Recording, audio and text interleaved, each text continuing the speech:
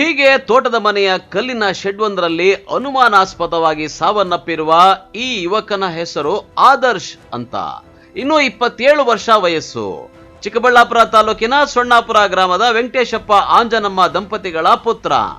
ಗ್ರಾಮದ ಮುನಿರಾಜಪ್ಪ ಹಾಗೂ ವೆಂಕಟೇಶಪ್ಪ ಕುಟುಂಬಸ್ಥರ ನಡುವೆ ಜಮೀನು ವಿಚಾರವಾಗಿ ಮಾತಿಗೆ ಮಾತು ಬೆಳೆದು ಗಲಾಟೆ ಆಗಿತ್ತಂತೆ.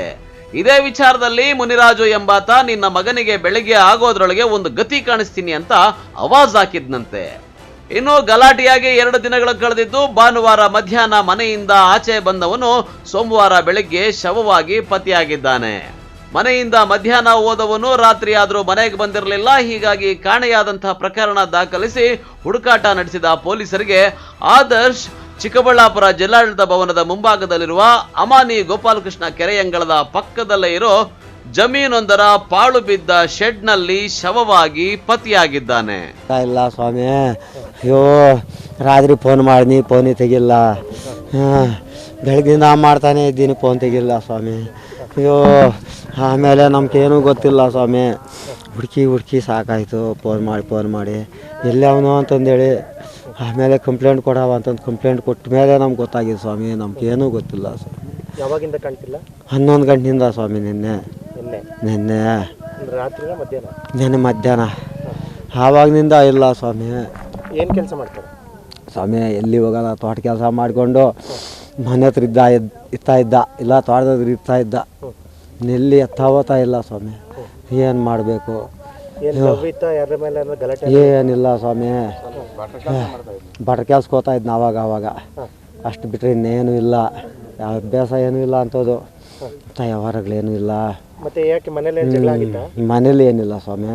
ಮತ್ತೆ ಯಾಕೆ ಏನಾಗಿದೆ? ಅಪ್ಪ ಸ್ವಾಮಿ, ನೆನ್ನೆ ಅಲ್ಲ ಮೊನ್ನೆ ಮನೆ ಹತ್ರ ಗಲಾಟೆ ಆಯ್ತು. ಹಿಂದ್ಗಡೆ ಕಲ್ಲುಗಳೆತ್ತಬೇಕು ಅಂತಂದು ಬಂದ್ರವರು.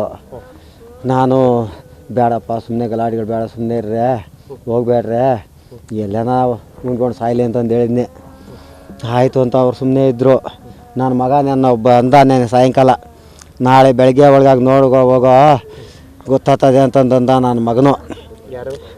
ಹಿಂದ್ಗಡೆ ತೋಟ ಐತೆ ನನ್ನ ಮಗಂದು, ಮುನ್ರಾಜ ಅಂತಂದು ನನ್ನ ಮಗ ಅಂದ. ಅಂದಾಗಿನಿಂದ ನನಗೂ ಇದು ಆಯಿತು, ಏನೋ ತಡಪ್ಪ ಅಂತಂದು ಪೊಲೀಸ್ ಸ್ಟೇಷನ್ ಕಂಪ್ಲೇಂಟ್ ಕೊಟ್ಟರೆ ಇಲ್ಲಿ ಲೊಕೇಶನ್ನಾಗ ತೋರಿಸಿ ಈಗ ಇಲ್ಲಿ ಅವನೇ ಅಂತಂದು ಹೇಳಿದ ಕೆಲ್ಗೆ ಬಂದಿದ್ದೀರಿ ಸ್ವಾಮಿ. ಅಷ್ಟು ಬಿಟ್ಟರೆ ನಮ್ಗೇನೂ ಗೊತ್ತಿಲ್ಲ. ಅಂದರೆ ನೀವು ನಿಮ್ಮ ಮಗನೇ ಹೆಂಗೆ ಮಾಡ್ಕೊಂಡ್ರ ಅಥವಾ ಯಾರನ್ನು ಸಾಯಿಸೋರು ಅಂತ ಹೇಳಿ? ಅವನೇನು ಮಾಡ್ಕೊಂಡಿರ್ತಾರೆ ಸ್ವಾಮಿ. ಮಾಡ್ಕೊಳಕ್ಕೆ ಇದ್ಲೇನೆ ಜಾಗ, ಇನ್ನೆಲ್ಲಿ ಗೊತ್ತಿಲ್ಲ ಸ್ವಾಮಿ. ಇನ್ನೆಲ್ಲಿ ಮಾಡ್ಕೊಳಕ್ಕಾಗಲ್ಲ. ಕಿತ್ಲಾಡಿಲ್ಲ, ಮನೆಯಾಗ ಏನು ಅಂದಿಲ್ಲ. ಅಂಥೋದ್ರಾಗ ಇಲ್ಲಿ ಬಂದು ಸಾಯ್ಬೇಕು ಅನ್ನೋದು ಯಾರು ಇರ್ತಾರೆ ಸ್ವಾಮಿ? ಅಲ್ಲ, ಬೈಕ್ ತಂದು ಇಲ್ಲೇ ನಿಲ್ಸಿದಾರಲ್ಲ, ಇನ್ನೇನೋ ಮಾಡಿ ತಂದು ಇಲ್ಲಿ ಹಾಕ್ದಿರಿ, ಇಲ್ಲಿ ನೆಲ್ಲಿ ಹಾಕ್ತಾರೆ ಸ್ವಾಮಿ. ಅಂದರೆ ನೀವು ಹೇಳೋದ್ರಲ್ಲಿ ಅರ್ಥ ಇಲ್ಲ ಅಂತ. ಯಾರೊಬ್ಬ ತಗೊಂಡು ಬಂದಿರ್ತಾರೆ, ಅಲ್ಲಿ ಹಾಕಿರ್ತಾರೆ, ಏನೋ ಮಾಡಿರ್ತಾರೆ, ಇಲ್ಲ ನಾವು ನೋಡಿರ್ತೀರ. ಅವ್ರು ಯಾರವರು? ನಿಮಗೂ ಅವ್ರಿಗೇನು ಜಗಳ? ಬಿಡು ಸ್ವಾಮಿ, ಹೇಳಿ ನಾವೇನು ಬರ್ತದೆ ಇವಾಗ. ನೋಡು, ನಮ್ಗೆ ಹಿಂದ್ಗಡೆ ಬರಲ್ಲ, ಏನೂ ಇಲ್ಲ. ನನ್ನ ಮಕ್ಕಳು ಮಾಡಿದವ್ರು ಚೆನ್ನಾಗಿರಲಿ, ದೇವ್ರು ನೋಡ್ಕೊತಾನೆ, ಆಯಿತಾ? ನಾವು ತಪ್ಪೋಗಿಲ್ಲ. ಅಂಥದ್ರಲ್ಲಿ ನಮ್ಗೆ ಈ ನೋವು ಕೊಟ್ಟರು. ಕೊಟ್ಟಿದ್ದೊಳ್ಳೆ ಆಯಿತು. ಬಾಪ್ನಳ್ಳಿ. ಮಗ ಹೆಸರು ಆದರ್ಶ. ಎಷ್ಟನೇ ಮಗ? ಈ 4ನೇವನು. ಎಷ್ಟು ವಯಸ್ಸು ಅಂತ ಹೇಳ್ಬಿಟ್ಟು ಹೆಸರು. ನಮ್ಮ ಬ್ರದರ್ ಅವರು ಮನೆ ಹತ್ರ ಗಲಾಟೆ 1-2 ದಿವಸ ಹಿಂದಿನ ದಿನಕ್ಕೆ ಗಲಾಟೆ ಮಾಡಿದ್ರು. ನಮ್ಮ ಮನೆ ಹಿಂದೆ ಜಮೀನು ಇದಕ್ಕೋಸ್ಕರ. ನಮ್ಮ ಮನೆ ಹಿಂದೆ ಸರ್, ರಾಜಪ್ಪ ಅಂತ ಹೇಳ್ಬಿಟ್ಟು ಅವರು ಇದು ಮಾಡಿದ್ರು. ನಮ್ಮ ಮನೇಲಿ ಏನು ಗಲಾಟೆ ಇಲ್ಲ, ಬರ್ತೀನಿ 11 ಗಂಟೆಯಲ್ಲಿ ಬರ್ತೀನಿ ಅಂತ ಹೇಳ್ಬಿಟ್ಟು ಗಾಡಿ ತೊಗೊಂಡು ಬಂದಿದ್ದೆ ಅಷ್ಟೇ ಸರ್. ಫೋನೇ ತೆಗಿತಾ ಇಲ್ಲ. ಅಂದರೆ ನಿಮ್ಮ ಅರ್ಥ ಏನು ಸರ್? ಅದೇ ನಮಗೂ ಗೊತ್ತಿಲ್ಲ. ಇವಾಗ ನಮಗೆ ಇದು ಮಾಡಿಕೊಡ್ಬೇಕು ಸರ್, ಪ್ರೂಫ್ ಮಾಡಿಕೊಡ್ಬೇಕು ನಮಗೆ. ಅಲ್ಲ, ಏನಾಗಿದೆ?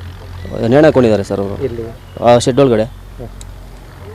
ಅವರು ಅಂಥ ಸಾಲ ಇಲ್ಲ, ಏನೂ ಇಲ್ಲ. ಅವರ ನೇಣು ಹಾಕೊಂಡ ಸೀನೂ ಇಲ್ಲ ಸರ್. ಮನೇಲಿ ಆಗಿರ್ತಿದ್ರು?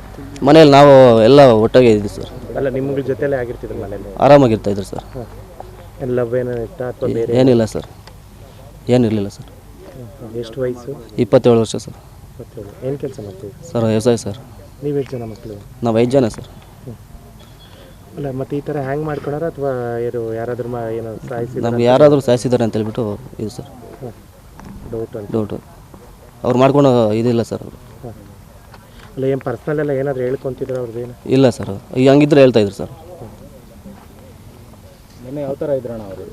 ಆರಾಮಾಗಿದ್ರು ನೋಡಿ. ಇಬ್ಬರು ಜೊತೆಯಲ್ಲಿ ಟಿಫನ್ ಮಾಡಿಬಿಟ್ಟು ಹೋಗಿ ಬರ್ತೀನಿ ಅಂತ ಹೇಳ್ಬಿಟ್ಟು ಗಾಡಿ ತೊಗೊಂಡ್ಬಂದ್ರು ಸರ್ ಅಷ್ಟೇ ಸರ್. ಹೇಳಿ ಬಂದರು? ಏನು ಹೇಳಿಲ್ಲ, ಗಾಡಿ ಎತ್ಕೊಂಡು ಬಂದುಬಿಟ್ರು.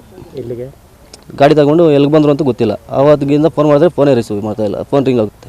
ಆಮೇಲೆ ಏನು ಮಾಡಿದ್ರಿ? ಆಮೇಲೆ ಕಂಪ್ಲೇಂಟ್ ಕೊಟ್ಬಿಟ್ಟು ಸ್ಟೇಷನ್ ಹತ್ರ ಹೋಗ್ಬಿಟ್ಟು ಲೇವೋ ಎತ್ಕೊಂಡ್ಬಂದು ಇಲ್ಲಿ ನಾವು ನೋಡಿದ್ರೆ ನೇಣ ಹಾಕ್ಬಿಟ್ಟಿದ್ದಾರೆ ಸರ್. ನಿಮ್ಗೆ ಇಲ್ಲಿ ಇನ್ನು ಸೊಣ್ಣಾಪುರ ಗ್ರಾಮದಿಂದ 1 ಕಿಲೋಮೀಟರ್ ದೂರದಲ್ಲೇ ಇರುವ ಪಾಳು ಬಿದ್ದ ಶೆಡ್ನಲ್ಲಿ ಶವ ಪತ್ತೆಯಾಗಿದೆ.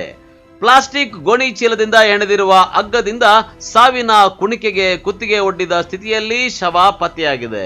ಕಾಲುಗಳು ನೆಲದಲ್ಲಿ ನೇತಾಡ್ತಾ ಇವೆ. ಹೀಗಾಗಿ ಮೃತನ ಸಂಬಂಧಿಕರಿಗೆ ಇದು ಆತ್ಮಹತ್ಯೆ ಅಲ್ಲ, ಮುನಿರಾಜಪ್ಪನೇ ಹೇಳಿದ ಹಾಗೆ ಮಗನನ್ನ ಕೊಲೆ ಮಾಡಿದ್ದಾನೆ ಅಂತ ಆರೋಪಿಸಿದ್ದಾರೆ. ಆದ್ರೆ ಈ ಬಗ್ಗೆ ಮುನಿರಾಜಪ್ಪನನ್ನ ಕೇಳಿದ್ರೆ ನನಗೇನು ಗೊತ್ತೇ ಇಲ್ಲ ಅಂತಾನೆ. ನಮ್ಮದು 4 ಸರ್ವೆ ನಂಬರು ನೋಡಿ, ಕಲಗಲಿಂದ ಆಚೆ ಅವ್ರೇಕ್ಕೂ ನಮ್ಮ ಸಂಬಂಧ ಇಲ್ಲ. ಅರ್ಥ ಆಯ್ತಾ? ಏನಾಯಿತು ಏನೋ ಗಲಾಟೆ ಅಂತೂ ಆಗಿಲ್ಲ. ಊರಾಗ ಎಲ್ಲರೂ ಬೇಕಾದ್ರೆ ಮಾಡಿ ನೆನ್ನೆ ಗಲಾಟೆ ನಮ್ಕೋ ಈಗ ಸುಮಾರು ವರ್ಷಗಳಿಂದನೂ ಇಲ್ಲ ಗಲಾಟೆ. ಜಾಗಕ್ಕೂ ಇದಕ್ಕೆ ಸಂಬಂಧ ಇಲ್ಲ. ಅವ್ರಿಗೂ ನಮ್ಗೇನು ಗಲಾಟೆ ನೋಡು. ಅದೇ ಕಲ್ಲುಗಳು ಬನ್ನಿ, ಹಿಂಗೆ ಇನ್ನ ಇದು ಮಾಡ್ಕೊಂಡ್ಬಿಡಿ. ಯಾಕಂದ್ರೆ ಸಾಕ್ಷಿ ಆಗ್ತದೆ ನಿಮ್ಕೊಂಡು. ಬನ್ನಿ ಸರ್ ಬನ್ನಿ. ಇಲ್ಲ ಸಾಗುವಣ. ಅದೇ ಕಲ್ಲು ಎಲ್ಲಿದ್ದ ಅಲ್ಲಿ ನಾವು ಅದೇ 57ನೇ ಇಸ್ವಿನಾಗ ರಿಜಿಸ್ಟರ್ ಆಗಿಲ್ಲ. ಈ ಕಲ್ಲೆತ್ತ ವಿಷಯಕ್ಕೆ ಇಲ್ಲ ಇದಲ್ಲ ಅವ ಜಾಗಕ್ಕೆ ಅದಕ್ಕೆ ಮನೆ ಜಾಗ ಐತಲ್ಲ, ಆ ಜಾಗಕ್ಕೂ ಅವ್ರು ಏನೋ ಮಾಡ್ಕೊಂಡು ನಮ್ಗೂ ಅದಕ್ಕೆ ಸಂಬಂಧ. ಅದು ಅವ್ರ ಮಾವಂದೆ. ಏನು ಹೆಸರು? ಅವ್ರು ಗಂಗಾಧರಪ್ಪ. ನಮ್ಗೂ ಅದಕ್ಕೆ ಸಂಬಂಧ. ನಿಮ್ಮ ಹೆಸರು? ನಿಮ್ಮ ಹೆಸರು? ನಮ್ಮ ಹೆಸರು ಮುನ್ರಾಜು. ನಾವು ಬೇರೆ. ಒಟ್ನಲ್ಲಿ ಆದರ್ಶ್ನ ಸಾವು ಕೊಲೆಯೋ ಆತ್ಮಹತ್ಯೆಯೋ ಅನ್ನುವಂಥ ಅನುಮಾನ ಮೂಡಿದ್ದು, ಚಿಕ್ಕಬಳ್ಳಾಪುರ ಗ್ರಾಮಾಂತರ ಪೊಲೀಸರು ಘಟನಾ ಸ್ಥಳಕ್ಕೆ ಭೇಟಿ ನೀಡಿ ಮೃತದೇಹವನ್ನ ಚಿಕ್ಕಬಳ್ಳಾಪುರ ಜಿಲ್ಲಾಸ್ಪತ್ರೆಯ ಶವಾಗಾರಕ್ಕೆ ರವಾನೆ ಮಾಡಿ ಮುಂದಿನ ಕ್ರಮ ಕೈಗೊಂಡಿದ್ದಾರೆ. ಕ್ಯಾಮರಾ ಪರ್ಸನ್ ಪ್ರವೀಣ್ ಜೊತೆ ಕಳವಾರ ಅರುಣ್, MMTV ನ್ಯೂಸ್, ಚಿಕ್ಕಬಳ್ಳಾಪುರ.